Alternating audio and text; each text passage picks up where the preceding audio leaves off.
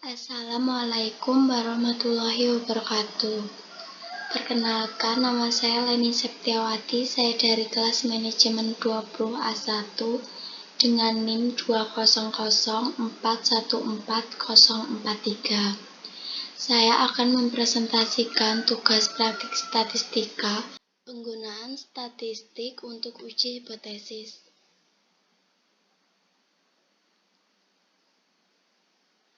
Statistik itu dibagi menjadi dua, ada deskriptif dan ada inferensial.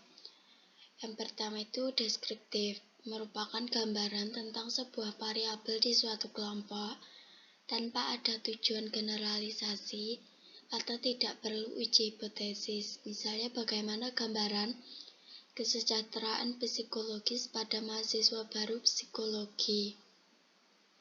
Contohnya itu ada sentral tendensi, frekuensi, kategori, grafik, dan variabilitas. Dan untuk inferensial adalah data sampel untuk menyimpulkan populasi generalisasi atau perlu uji hipotesis. Hipotesis statistik ada 4, yaitu yang pertama hipotesis deskriptif, dugaan tentang nilai suatu variabel. Yang kedua, hipotesis asosiatif, dugaan tentang hubungan korelasional antara dua atau lebih variabel. Yang ketiga, hipotesis komparatif, yaitu dugaan yang menyatakan perbedaan satu variabel pada dua atau lebih kelompok. Hipotesis kausal, dugaan yang menyatakan pengaruh satu atau lebih 4 terhadap 1 dV. Pengertian hipotesis. Hipotesis berasal dari kata hypo, artinya bawah, dan tesis artinya pendapat. Hipotesis berarti pendapat yang kebenarannya masih rendah atau kadar kebenarannya masih belum meyakinkan. Hipotesis adalah dugaan atau jawaban sementara terhadap suatu masalah yang sifatnya praduga dan harus dibuktikan kebenarannya melalui suatu penelitian. Hipotesis dibagi menjadi dua, yaitu hipotesis nol atau H0 dan hipotesis alternatif atau HA. Hipotesis nol adalah hipotesis yang berlawanan dengan dugaan peneliti. Dan jika hipotesis alternatif atau HA, yaitu hipotesis alternatif adalah lawan dari hipotesis nol. Jika hipotesis nol tidak terbukti, maka hipotesis alternatif dapat diterima. Uji hipotesis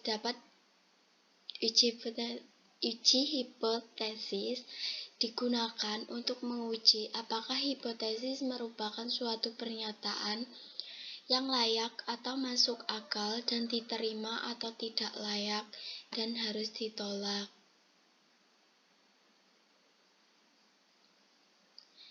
Uji hipotesis. Dalam pengujian hipotesis yang diuji adalah hipotesis nol atau null hipotesis H0. Meskipun yang kita susun adalah hipotesis alternatifnya HA. Penentuan teknik analisis statistik untuk pengujian hipotesis ditentukan oleh skala atau jenis data, atau nominal, ordinal, atau interval rasio. Untuk data nominal atau ordinal menggunakan statistik non-parametrik, dan sedangkan untuk data interval atau rasio dapat menggunakan statistik parametrik apabila memenuhi asumsi normalitas. Bila asumsi normalitas tidak terpenuhi, maka harus menggunakan statistik non-parametrik dengan mengubah jenis datanya menjadi ordinal atau nominal. Uji hipotesis 2. Hipotesis juga harus ditentukan apakah bersifat terarah atau tidak terarah. Hipotesis terarah maksudnya hipotesis secara spesifik menyatakan lebih tinggi, lebih rendah, positif, negatif, dan sebagai berikut.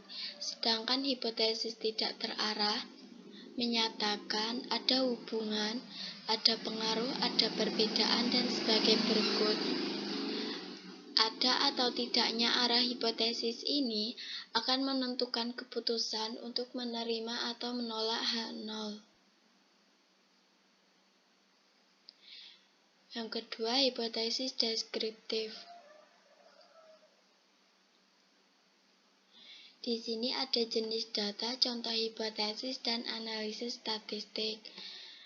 Hipotesis deskriptif dibagi menjadi tiga. Hipotesis deskriptif dibagi menjadi tiga, yaitu interval atau rasio. Hipotesis ini HA, mean IQ mahasiswa baru berbeda secara signifikan dengan 90.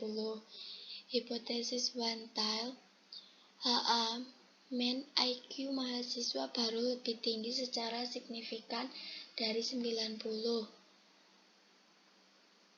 Namanya one sample t-test. Nah, untuk yang kedua, ordinal, HA, urutan pilihan dalam memilih cuti melahirkan bersifat random atau runtes. Yang ketiga, nominal, hipotesis Sutel, HA, jumlah mahasiswa berbeda secara signifikan dengan jumlah mahasiswi di prodi psikologi.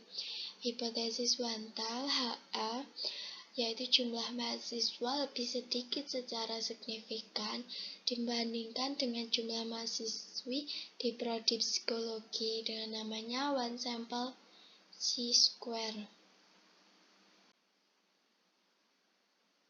Yang ketiga yaitu hipotesis asosiatif. Hipotesis asosiatif yang ada tiga, yaitu jenis datanya ada tiga. Yang pertama itu interval atau rasio, dan contoh hipotesisnya itu ada dua, yaitu hipotesis Sutel, HA, yaitu ada hubungan yang signifikan antara konsep diri dan prestasi akademik pada mahasiswa prodi psikologi. Hipotesis Wantile, yaitu HA, ada hubungan positif yang signifikan antara konsep diri dan prestasi akademik pada mahasiswa prodi psikologi. Analisis statistiknya yaitu korelasi Pearson. Yang kedua itu ada ordinal, hipotesis Sutel, yaitu HA, ada hubungannya signifikan antara ranking di rapot dan inteligensi pada mahasiswa prodi psikologi. Hipotesis Wantile, HA, ada hubungan positif yang signifikan antara ranking di rapot dan prestasi akademik pada mahasiswa prodi psikologi. Analisis statistiknya yaitu korelasi Spearman. Yang ketiga itu nominal. Hipotesis Sutel, HA-nya ada hubungan yang signifikan antara kelulusan kuliah statistik dan jenis kelamin pada mahasiswa prodi psikologi. Hipotesis Wantile yaitu ada hubungan negatif yang signifikan antara kelulusan kuliah statistik dan jenis kelamin pada mahasiswa prodi psikologi. Analisis statistiknya chi-square. Perlu uji normalitas. Apabila kedua variabel memiliki jenis data yang berbeda, maka gunakan jenis data yang paling rendah. Misalnya hubungan jenis data interval dan jenis data ordinal. Maka gunakan korelasi Spearman atau ubah data interval menjadi data ordinal. Pengecualian untuk data interval dan data nominal dikotomi, misal hubungan inteligensi dan jenis kelamin, maka gunakan korelasi point biserial atau variasi dari korelasi Pearson untuk data berisi 0 dan 1.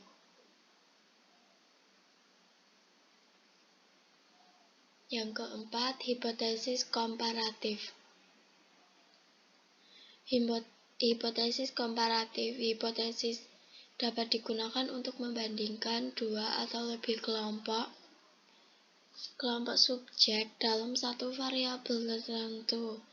Yang kedua, membandingkan satu variabel tertentu dari dua waktu berbeda pada sebuah kelompok subjek. Yang kedua, hipotesis ini digunakan pada penelitian komparatif atau membandingkan kelompok subjek sudah terkategorisasi maupun penelitian eksperimen atau membandingkan beberapa perlakuan.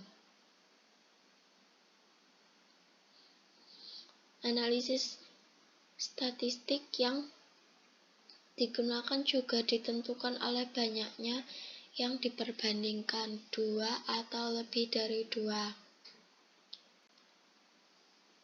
Nah, hipotesis komparatif ini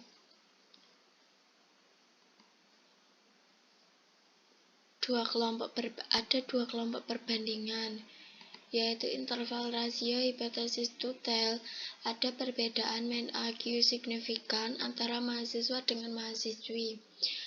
Ada perbedaan mean score agresitivitas antara subjek yang ditayangkan dengan subjek yang ditayangkan komedi.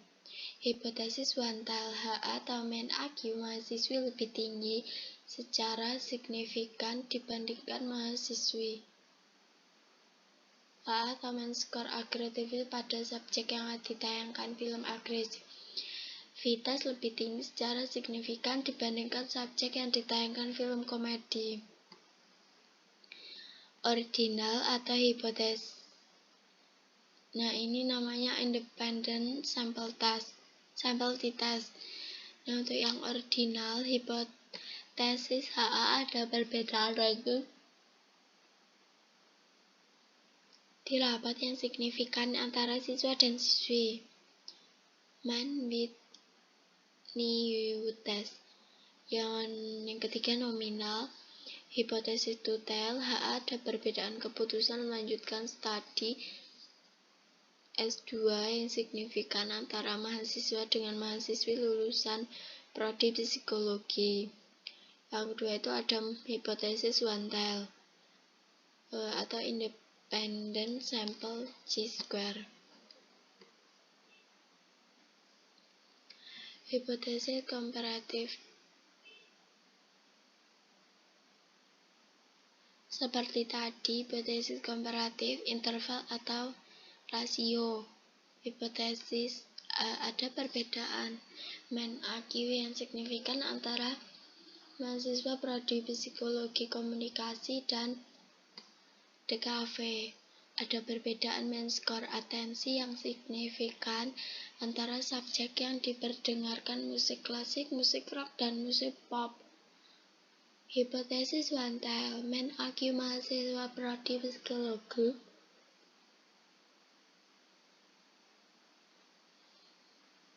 lebih tinggi secara signifikan dibandingkan mahasiswa prodi komunikasi dan DKV.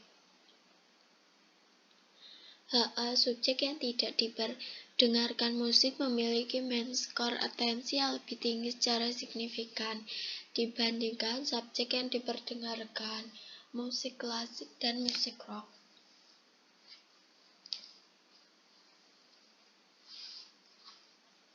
Dengan nama one-way ANOVA test. Ordinal. Hipotesis ada perbedaan ranking rapat yang signifikan antara siswa jurusan IPA, IPS, dan kejuruan atau Kruskal-Wallis test. Nominal. Hipotesis Tutel, ada perbedaan jumlah kelulusan kuliah statistik yang signifikan antara mahasiswa prodi psikologi, komunikasi, dan akuntansi. Hipotesis Wantel, jumlah mahasiswa prodi psikologi yang lulus kuliah statistik lebih banyak secara signifikan dibandingkan mahasiswa prodi komunikasi dan akuntansi dengan nama independent sample chi-square.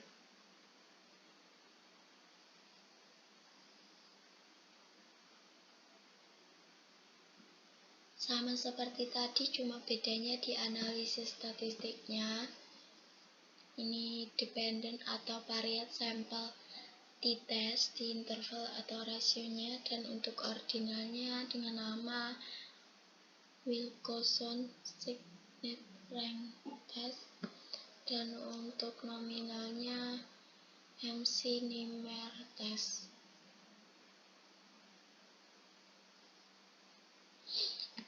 Ini juga hipotesis komparatif, lebih dua data dari satu kelompok interval rasio.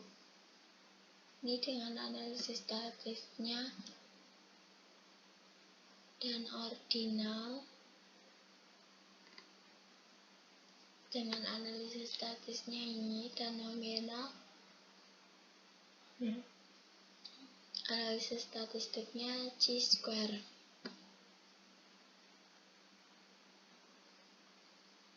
Yang kelima ini hipotesis kausal. Uji hipotesis kausal. Pengujian hipotesis kausal menggunakan analisis regresi. Jenis analisis regresi ditentukan oleh jenis data dependent variable atau DV, jenis data independent variable atau IV. Tujuan regresi adalah menghasilkan persamaan regresi dan mengetahui besarnya kontribusi 4 sendiri maupun bersama-sama atau simultan. Yang keempat ini hipotesis kausal. IV ini independent variable, DV ini dependent variable. Ini dibagi menjadi dua, ada DV internal atau rasio, dan ini ada DV nominal. Nah, untuk DV interval rasionya ini ada 1 AIV dibagi menjadi dua, ada interval rasio dan ordinal nominal. Interval rasio ini HA ada pengaruh IQ yang signifikan terhadap IPK pada mahasiswa prodi psikologi. Analisis statistiknya itu simple linear regression. Dan yang kedua itu ada ordinal atau nominal. HA ada pengaruh ranking rapat di SMA yang signifikan terhadap skor konsep diri mahasiswa baru. HA ada pengaruh jenis kelamin yang signifikan terhadap skor konsep dari diri mahasiswa baru. Simple linear regression. Dan yang kedua atau lebih IV ini ada interval rasio ordinal nominal. HA ada pengaruh IQ suku bangsa dan konsep diri yang signifikan terhadap IPK pada mahasiswa prodi psikologi, dan analisis statistiknya multiple linear regression. Nah, untuk yang DV nominal itu ada satu atau lebih IV. Interval rasio ordinal nominal. HA ada pengaruh IQ dan suku bangsa yang signifikan terhadap lulusan seleksi CPNS atau logistic regression. Keterangannya yaitu perlu uji normalitas, perlu uji linearitas menggunakan dummy coding atau kode 1 dan 0.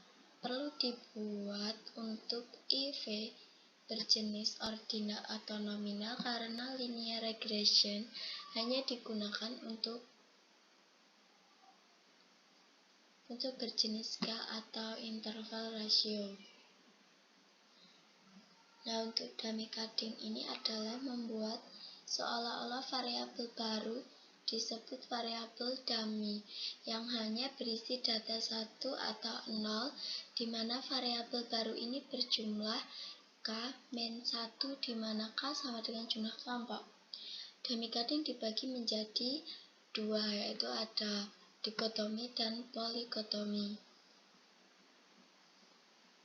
Demi-coding dikotomi, misalnya pengaruh jenis kelamin terhadap kesejahteraan psikologis, maka untuk jenis kelamin variabel daminya hanya 1, sama dengan K, min 1 sama dengan 2 min 1, di mana saat input data dituliskan 1 dalam kurung sama dengan laki-laki atau 0 dalam kurung sama dengan perempuan. Demi-coding atau polikotomi, misal pengaruh suku bangsa ada Jawa, Sunda, Minang, Batak terhadap kesejahteraan psikologis karena K sama dengan 4, maka perlu dibuat 3 variabel demi-coding polikotomi. Langkah demi-coding ini berlaku untuk simple regression dan multiple regression. Bila salah satu atau beberapanya berbentuk ordinal atau nominal.